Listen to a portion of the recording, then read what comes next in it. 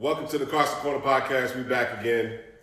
So the NBA season is about to start. By the time this video is posted, the NBA season will probably be right in the first beginning games of the NBA season. The NBA is now presenting to us the in-game tournament.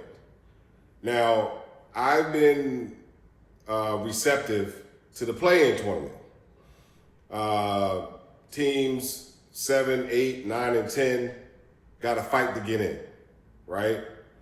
And it showed where, like, the Dallas Mavericks a couple years ago there was a 7 seed, they went to the Western Conference Finals. So I understand that, like, this importance. It's giving teams an opportunity to push forward, to make it, to strive, right? To get in there. But this in-game season tournament, I understand. It's my personal belief it's about the money.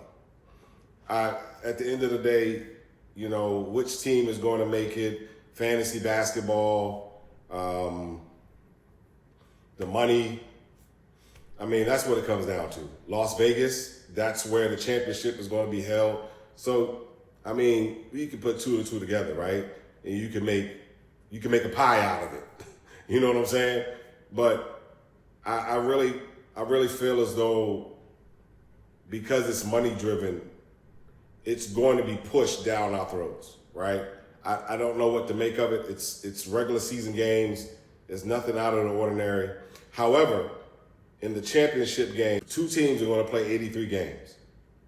So that is the only hiccup to this. Because regardless, if those two teams end up in the playoffs, they would have played 83 games. I don't know per se, you know, how it's going to come across, you know, how it's going to be taken, because the main issue with this was it was about the stars, right? It was about getting buy-in from the superstars.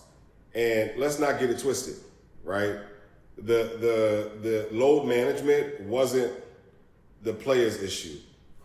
Right here in San Antonio, Texas, Greg Popovich, he started load management. But he doesn't get the blame because he's not a player. He's a coach, right? They threw blame unjustly on LeBron James and other players, right? But LeBron James didn't start it, just benefited. Players just benefited from it. But what happened was that, you know, fans, we lost out. We lost out on the opportunity to see our favorite player come to our town and play, you know? And so the NBA is trying to quiet that and make sure players play at least, in my guesstimation, 70 to 82 games. And I think 70 games is a fair roundabout, you know, when it comes down to it. I think when you see this, when you try to understand where the NBA is trying to take it, they're trying to rise. They're trying to, you know, generate revenue. And it's understandable at the end of the day. It's a business. You know, you're in the business to do what? You know, make money. And if you have fun along the way, it's great.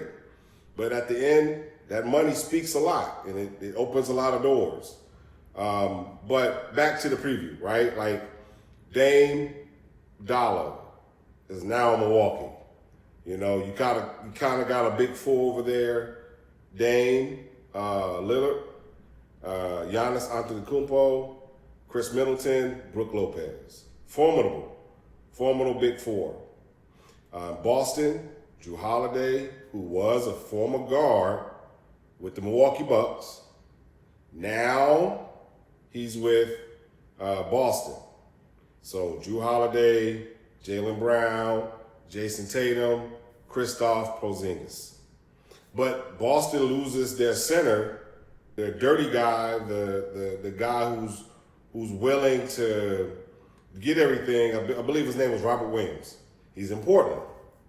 And Portland slowly but surely kind of made out on this, right? Like, they won't be a playoff team, but at the end of the day, quietly, they can win 25 to 30 games. Barring everybody stay healthy, you got Ayton at the center. Scoot Henderson, possible rookie of the year, was going to be starting at point guard.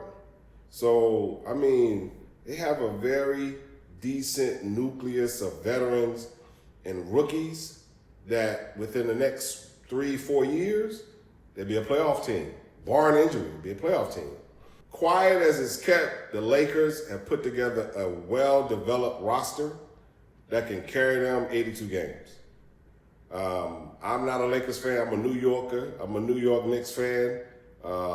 My Knicks are not as strong, but they're relevant. Jalen Brunson, Julius Randle, Hart, again, a solid nucleus. I think the best we probably could do is a 4 seed, maybe a 5 seed, to be very honest. We beat Cleveland in the playoffs last year, which I was very happy about. Miami, I don't think Miami. Eric Spoelstra is a hell of a coach, right? Like, I've said this before, not on this podcast, but I'm saying it now. Like, Eric Spoelstra took 2 teams, Jimmy Butler-led teams, to the championship. Even though they lost, one in the bubble, one last year, losing to Denver. That's a hell of a coach, bottom line. So I won't say Miami won't make the playoffs, but they're not going to make it to the Eastern Conference Finals. That I'm almost certain of, because they lost Gabe Vincent to the Lakers, right? Then you got the Phoenix Suns. Phoenix Suns have a decent roster, but they lack depth. They lack a point guard, a true point guard. Their backup point guard that was backing up Chris Paul before they let Chris Paul go is now the backup point guard in Milwaukee. Phoenix has some issues, right? Like a Malcolm Brogdon would definitely help that Phoenix team, but they don't have the assets to trade for. Malcolm Brogdon can help Miami Heat, can help them. Quiet as it kept, the New Orleans Pelicans, if they stay healthy, because when they were healthy, they were a 1-2 seed until injuries came in. The issue that I have, and I don't want to seem like I'm kind of backtracking, Team USA, right? You saw some bright spots. Anthony Edwards rose to the top, to the cream of the crop. He rose to the top. He's going to be a great player. He led that team, even though they, I believe, won bronze. I don't know if they medaled, but if they did, I think it was bronze. But at the end of the day, man, like there were some players on there who were all-stars, and I'm not going to go into names. Initially, I was. And so it was a true letdown, because it was these players' opportunities to show, hey, we're the next generation. We're the next guys that's going to step up, that's going to take the mantle, that's going to move forward, that's going to do it, right? Like, that's the opportunity that they had, and it was squandered. In my humble fanhood opinion, YouTuber, influencer, I feel it was squandered, right? But like at the end of the day, the NBA season, the Golden State Warriors, very small team. Can they pull it off? The Sacramento Kings are looking like a dark horse team that can make it.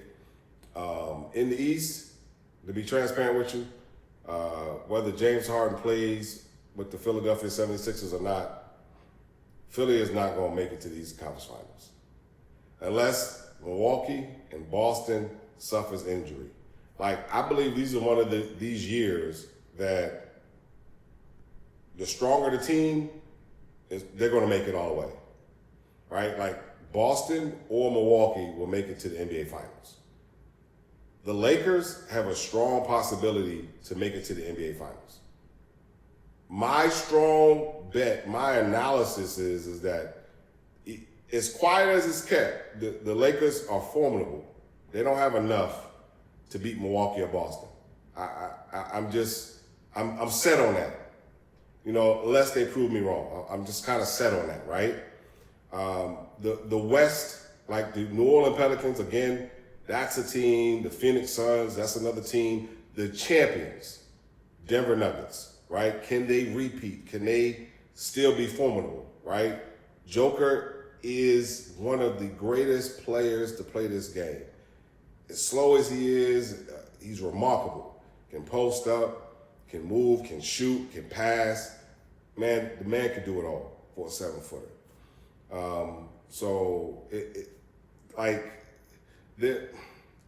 I know analysts said that the West is strong from top to bottom. I'm going to be transparent with you. I don't see the West as that strong. I don't see the West as that dominant, right? I don't see the East as that dominant. I see you got 4 teams, right? Well, not 4 teams. You got 2 teams in the East, dominant, period. And you got everybody else vying for 3rd, 4th, 5th, and 6th playoff spots. In the West, you got 3 or 4 teams that are truly decent. You got 2 that are strong, the Lakers and the Denver Nuggets. You have the Pelicans I put a question mark by, and I put a question mark by them just for health reasons. If they're healthy at the end of the year, I see them as a 2 or 3 seed, most definitely. Zion Williamson is looking good. I want to see how Brandon Ingram looks. Like the thing with the New Orleans Pelicans is the fact that who's willing to sacrifice their game for the betterment of the team? CJ sacrifices his game, but Zion or Brandon Ingram? Is it about points? Is it about making an all-star team? Or is it about winning the playoffs at the end? Which one is it? That's my question marks for that team. But overall, I can't think of a team right now off the top of my head. I can't think of one like right now that would just be like, oh yeah, they could do it, right? I kind of see it as Golden State, Sacramento, and I can't. The Clippers, okay, the Los Angeles Clippers. Again, Kawhi Leonard, Paul George, barring injuries. If they stay healthy, the Clippers have owned the Lakers past couple years. So, Clippers. But I don't see the Clippers going to the Western Conference Final. Unless they're healthy, that's an opportunity, right? So it's a lot of ifs. It's a lot of ifs.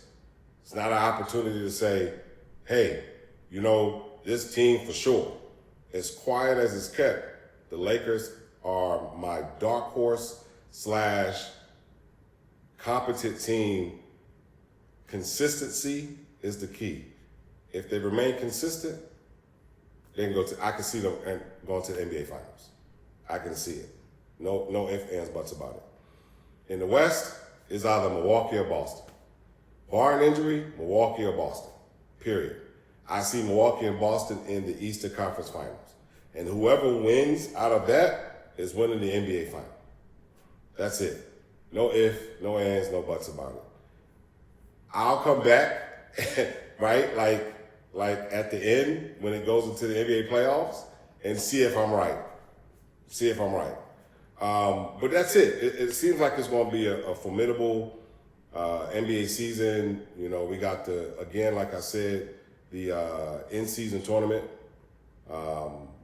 So they've been advertising that, trying to hype it up. We'll see where it goes. We'll see how it goes. If the stars buy in, then it's going to sell. Plain and simple. Other than that, that's it, ladies and gentlemen. Look forward to a beautiful NBA season. And as I always say, this is the Carson Corner Podcast. I'm rich!